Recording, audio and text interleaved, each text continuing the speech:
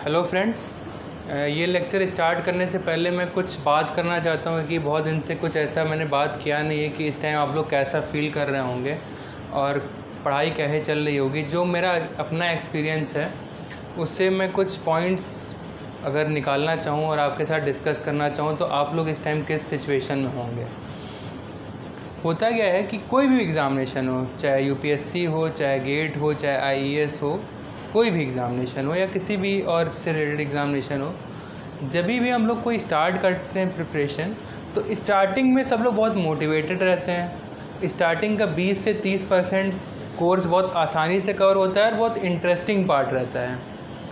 और उसके बाद जैसे ही हम लोग मिड में पहुंचते हैं, जैसे अगर गेट का एग्जांपल लिया जाए तो जैसे एक या दो सब्जेक्ट्स हम लोग कंप्लीट होते हैं तो उसके बाद हम लोग उस कोर्स को उतना इम्पोर्टेंस ना देके हम लोग कैसे सोचते हैं कि कितना ज़्यादा हम लोग कवर कर सकते हैं, ठीक, कितना जल्दी हम लोग कवर कर सकते हैं, कितना जल्दी हम लोग कोर्स कंप्लीट कर सकते हैं। और अगर देखा जाए जो लोग भी पहले दे चुके हैं तो कोर्स कंप्लीट किसी का नहीं हो पाता।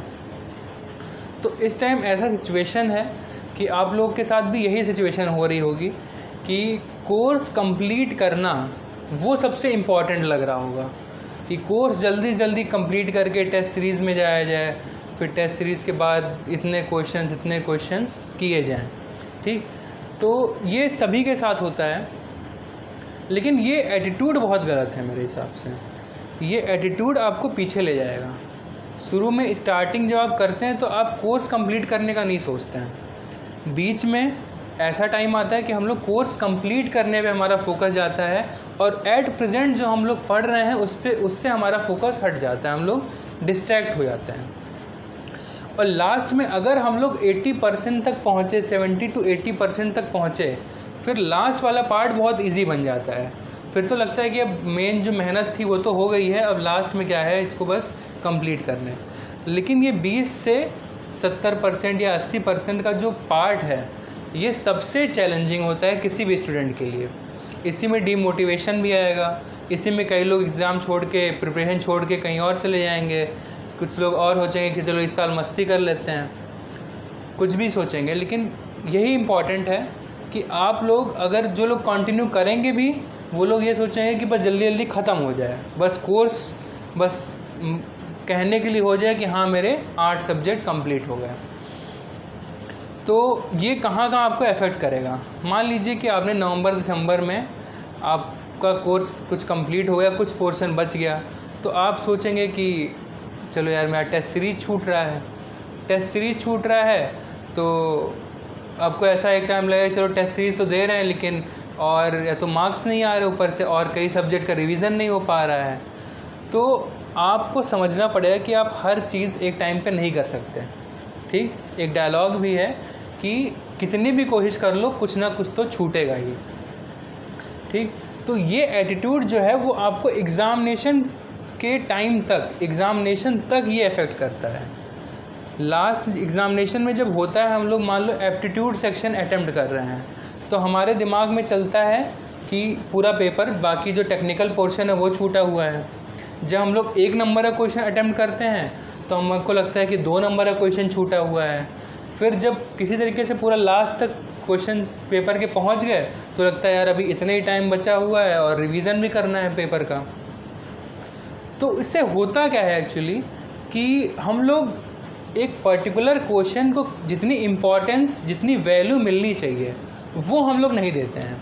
हम लोग पूरे पेपर को वैल्यू देने लगते हैं, लेकिन the question also need some value to be given, ठीक है। वो क्वेश्चन किसी आईआईटी के प्रोफेसर ने डिज़ाइन किया है, आप उस पर्टिकुलर क्वेश्चन को वैल्यू ना देके उस क्वेश्चन को पढ़ने में आप टाइम नहीं दे रहे हैं।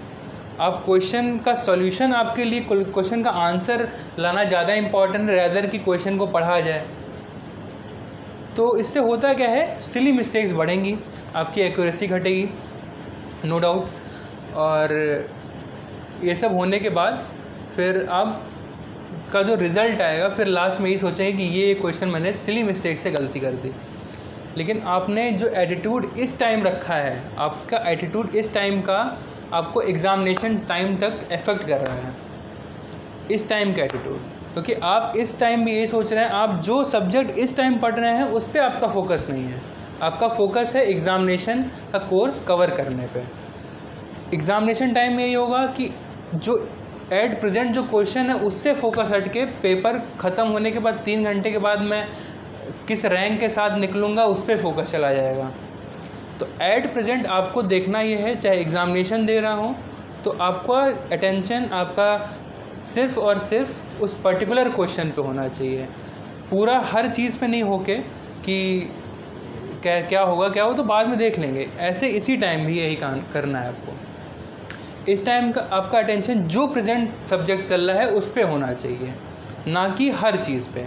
ठीक, तो जो भी लेक्चर रहते हैं मेरे वो बहुत लिमिटेड कंटेंट रहता है, बहुत परफेक्ट कंटेंट रहता है, और मैं कोशिश करता हूँ कि अगर कुछ टाइम जो कि मैं सेव कर सकता हूँ अपने साइड से तो वो आप लोगों को डिलीवर करूँ, और वो टाइम आप लोग न्यूमेरिकल के सॉल्विंग पे, न्यूमेरिकल के प्रैक्टिस पे अपने, क्योंकि अगर आप न्यूमेरिकल सॉल्व नहीं करेंगे और लेक्चर्स एक जैसे कथा चलती है उसकी तरह सुनते जाएंगे, लेक्चर्स की स्पीड बढ़ा के सुनते जाएंगे, उससे कोई मतलब नहीं है एक्चुअली। ठीक, उससे कोई मतलब नहीं है। तो मुझे ऐसा लगता है कि आप लोग को कॉन्सेप्ट धीरे धीरे सीखने चाहिए, चीज़ें लिमिटेड हों, आप टीचर पे कम डिपेंडेंट रहें, खुद का कॉन्फिडेंस बढ़ाएं, खुद की सेल्फ स्टडी करके, खुद के प्रॉब्लम सॉल्विंग करके, कोई भी जो भी आपको लगता है कि ये अच्छा मटेरियल है आप अपने अकॉर्डिंग, प्रीवियस ईयर तो है ही है, उसके अलावा भी कोई भी अच्छा मटेरियल आप लोग रेफ़र करिए जो भी आपको अच्छा लगता है।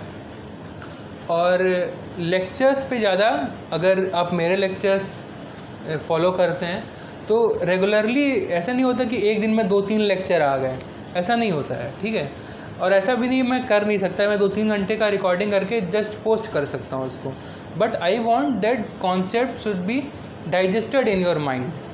ठीक, जब तक आप डाइजेस्ट करके नहीं पढ़ेंगे अदरवाइज़ वो चीज़ें आप रिटेन नहीं कर पाएंगे अपने माइंड में, तो कोर्स ख़त्म हो जाएगा, इतना वरी करने का ज़रूरत नहीं है। अभी क्या इम्पॉर्टेंट है कि जो जो आप पढ़ें उसको इफ़ेक्टिव तरीके से उसका प्रॉब्लम सॉल्विंग में आप उसको इम्प्लीमेंट कर पाएँ।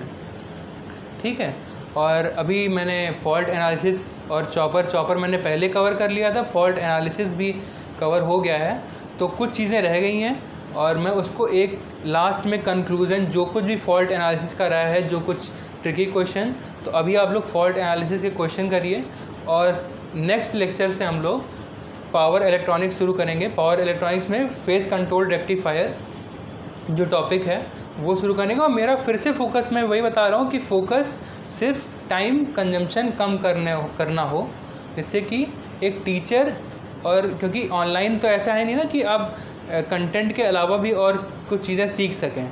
ठीक, तो जो ऑनलाइन कंटेंट आपको प्रोवाइड किया जा रहा है वो मिनिमम होगा, और आपका वो टाइम बचा के आप लोगों को यूटिलाइज़ करना है उस टाइम को प्रॉब्लम सॉल्विंग में। ठीक, तो चलिए आप लोग अपने पढ़ाई, अपने स्टडीज़ से आगे कंटिन्यू रखिए। मिलते हैं रेक्टिफायर्स के साथ, phase control rectifiers next lecture में। Thank you.